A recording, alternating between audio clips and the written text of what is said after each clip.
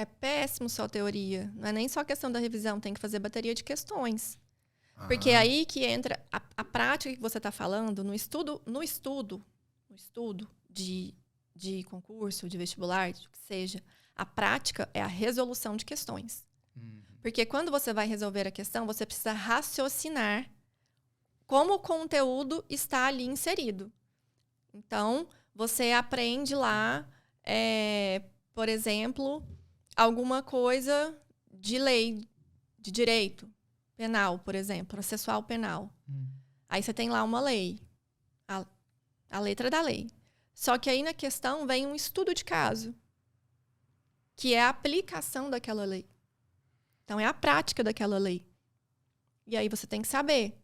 Então, isso é o quê? É desenvolver o raciocínio, é desenvolver o pensar. Muitas vezes o pessoal precisa de ver uma questão resolvida, que é o assunto colocado em prática. Ou assistir uma aula de resolução de questões, para dar aquela viradinha de chave, você entender, então é assim que eu raciocino para resolver esse tipo de questão. E aí, quanto mais questões você resolve assim, melhor você fica e melhor você treina a desenvoltura do seu cérebro para raciocinar. Entende? Entendi. Então, as questões é colocar em prática a teoria que você estudou. Você vai fazer uma questão, por exemplo, de exatas, de raciocínio lógico. Você aprende lá a teoria, tabela da verdade, por exemplo, e aí você vai aplicar. Ele vai te falar um monte de frases, de coisinhas, que você tem que aprender a colocar naquela tabela e ver se o que ele está falando lá é verdadeiro, falso, o que é. Então, é aprender... O que é o X da questão? É você aprender a teoria, mas saber aplicar essa teoria, raciocinar ela na questão. Essa é a grande dificuldade. Como que eu vou resolver essa questão aqui? A teoria eu até sei, mas eu não tô sabendo fazer essa questão. Às vezes eu me enrolava com isso, porque eu fazia um negócio, não sei se você conhece, eu vou falar o nome aqui, um negócio chamado Superprovas. Isso é bem início dos anos 2000.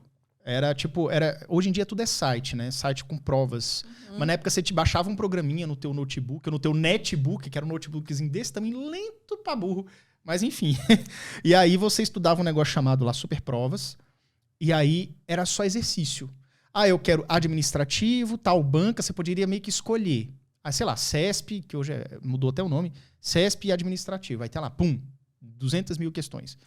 E aí eu estudava, porque na época tinha muito concurso, 2008, 2007, tinha concurso, toda semana tinha concurso. Aí eu estudava resolvendo.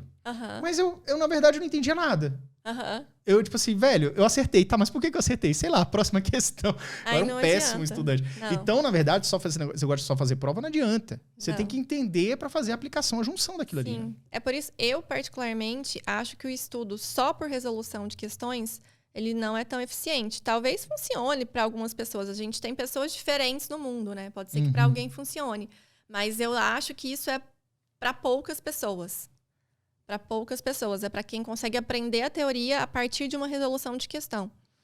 Né? Fazer o caminho reverso. O caminho reverso. Mas eu acho muito mais interessante você ler uma teoria, entender uma teoria.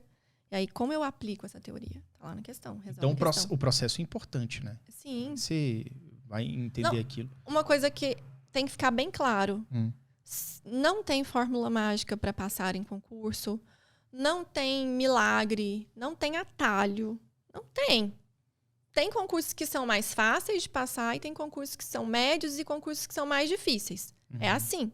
Concursos que são menos concorridos. Claro. Então, isso você tem. Agora, atalho, falar assim, eu não vou estudar, eu vou estudar de qualquer jeito. Só se for um concurso muito tranquilinho, assim, sabe? Muito, quase não tem concorrência. Porque para você realmente passar num concurso bom, que você vai ter uma valorização, uma remuneração boa, que você vai ter uma carreira, que você... Esses concursos são muito concorridos. São. E não tem outro jeito, né? não tem outro jeito, não tem milagre. Esse negócio de estudar por questão, geralmente é quem quer atalho. A pessoa não quer ter que ler um monte de coisa no material. Não quer ter... Sabe? E tem que ler. Então, assim, a primeira coisa, se você não tá afim de sentar na cadeira, estudar, aprender a raciocinar, pensar, entender... Não estuda para concurso. Não estuda para concurso, sabe? E tá tudo bem, né? Tá tudo bem, você vai escolhe empreender, outra coisa, vai fazer outra coisa. vai trabalhar pra Às alguém. vezes, concurso tal. não é pra pessoa. Não é pra todo mundo. Nada na vida é pra todo mundo. As pessoas gostam de ter essa generalização. É engraçado, no meu canal do YouTube, tem um vídeo lá que ele tá com muitas visualizações. Que Qual é o nome dele? Já vamos falar lá. Como é que é? Camila Guezzini? Camila Guezzini. Só. Tá. É aprovada em 4 concursos, trabalhando e estudando. Que foi o que aconteceu comigo. É um título que chama atenção. Como é que é essa Mas proeza? o vídeo é muito bom. O vídeo é muito bom mesmo. Assistam lá que vocês vão ver. O vídeo é muito bom. E aí tem diversos comentários positivos. Mas vira e mexe, aparece pessoa lá falando assim, pra você foi fácil. Você não tinha filho? Quero ver você fazer o que você fez tendo filho, sendo casada, trabalhando, não sei o que. Assim, eu sou sempre muito educada, porque eu acho que não tem outro caminho. Mas eu penso, gente, mas um dia eu respondi pra uma pessoa, eu falei assim, mas isso aqui não é uma competição pra mim. Esse vídeo aqui, eu não tô competindo com você, quem é que tem a vida mais difícil. Eu tô contando a minha história e como eu fiz. Quem sabe a forma que eu fiz e como eu fiz pode ajudar alguém. Né? Talvez tenha algo que eu falei aí que você pode extrair pra sua vida. Se não tiver nada, ok. Não tem que ter. E sabe a impressão que me fica, Camila? Perdão, preciso pegar esse gancho. Parece que a pessoa se sente confortada. Exato. Você só passou porque você não tem filho. Porque eu tenho 3 filhos e minha vida é uma merda e é por isso e tá bom assim. É tipo assim, em vez dela pensar assim, caraca, beleza, eu tenho 3 filhos, mas como é que eu pego parte dessa estratégia pra aplicar aqui numa vida de mãe de 3 filhos? Entendeu? Mas é aí que eu te falo, aquela nossa conversa lá do começo, do emocional. A pessoa faz escolhas na vida dela que são ruins. Só que ela não quer tomar responsabilidades pelas escolhas que ela fez. A responsabilidade tá sempre fora. Terceiriza. A vida vai continuar ruim. Vai acabar ruim. Porque enquanto você não toma responsabilidade das suas escolhas, da sua vida, seja dando em coisa boa, em coisa ruim, não tem como. Porque meu pai isso, porque minha mãe aquilo. Porque... Nossa, teve tanta coisa que aconteceu na minha vida que eu ficava com raiva, tipo assim, porque se a pessoa tivesse feito isso, se não tivesse... Mas eu nunca fiquei... Tipo assim, eu que tenho que fazer, senão a minha vida não vai, sabe? Não vai.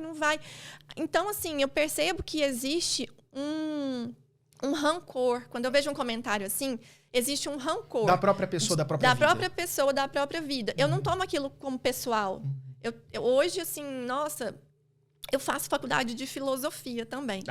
Que legal. Online ou presencial? Online. Legal. Eu faço faculdade de filosofia, estou quase terminando. E eu gosto muito de psicologia também, então eu leio muito sobre isso. E eu percebo claramente hoje em dia, quando a fala das pessoas tem muita agressividade, é porque tem algo delas ali. Que machuca. E quando vem um comentário assim, muito, muito agressivo, como querendo me atingir, não me atinge porque eu tenho completa noção que aquilo é da pessoa. Às vezes eu até me sensibilizo, sabe? Eu falo, calma, né? Tento escrever lá alguma coisa assim, mais reconfortante. Porque é a dificuldade da pessoa, o rancor tá na pessoa. Porque ela fez escolhas que não foram boas para ela. Agora ela tem que arcar com as responsabilidades dessas escolhas. É um peso. E ela vê pessoas com vidas diferentes, fazendo talvez o que ela gostaria de fazer e não pode. E isso dói. As pessoas sofrem. Sim. Né? Só que a gente precisa entender. As escolhas que a gente faz, elas vão trazer... Autorresponsabilidade. Coisas, né? Sabe de uma coisa, Camila? É muito, muito... Cara, o que você tá me falando... Eu acabei confessando agora mais cedo que eu não era um bom estudante. Nunca fui, mas especialmente no vestibular, cara, em vez de eu estar estudando, eu estar na internet e chamando uma pessoa, conversa comigo, e outra pessoa vestibulando também, eu tô estudando, tal, não sei o quê. Velho, às vezes eu quase me queixo dos meus pais, tipo assim, mas por que meu pai não falou pra mim, já que eu era um estudante de 19 anos, sei lá, bem imaturo, né?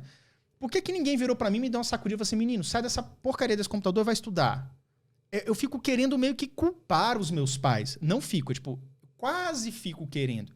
Mas sabe o que eu faço? Eu falei assim, beleza, Não foi uma bosta. Eu fiquei 4 anos para tentar na Universidade de Brasília. Depois que eu entrei, fiquei mais 8 para passar. Então, um curso que poderia ter durado 4 anos e meio, que foi administração, durou 12, velho. Olha o tanto de tempo que eu perdi na minha vida. Mas, graças a isso, vamos fazer uma limonada aqui desse limão. Hoje eu posso contar isso daí nos meus livros, nos vídeos e tudo, e posso falar, ó, galera, faz diferente. Ó, pai, não deixa o moleque ficar no computador, não, porque ele não vai ter autorresponsabilidade. Então, isso é importante. Então, eu acho que você tem que entender que o que é passado é passado. O que você pode fazer hoje? Hoje, a mãe de 3 filhos que não tem tempo de estudar. Beleza, cara, mas 2 horas por dia você consegue? Enquanto eles estão na escola, você consegue? Você tem que tentar fazer o melhor.